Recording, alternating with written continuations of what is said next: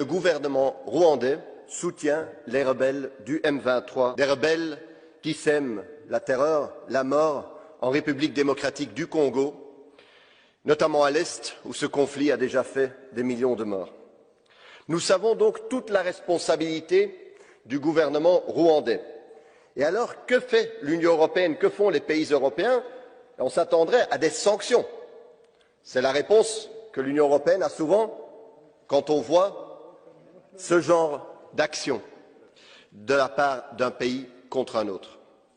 Mais non, non, les gouvernements européens décident aujourd'hui de renforcer leur coopération militaire avec le Rwanda. La France, notamment, annonce un renforcement de sa coopération militaire. L'Union européenne va donner 20 millions au Rwanda pour sa participation au Mozambique. Et les États-Unis, vous le savez, depuis longtemps, sont un partenaire très important du Rwanda.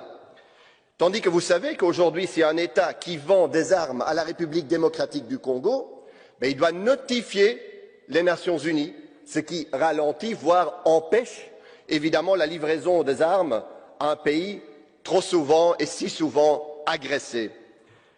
Cette politique, où on dit en mots, en paroles que nous respectons la souveraineté congolaise, mais en réalité notre politique l'entrave et la sape, est inacceptable. Il faut cesser ça tout de suite, parce que nous avons besoin, et les Congolais ont besoin de paix aujourd'hui.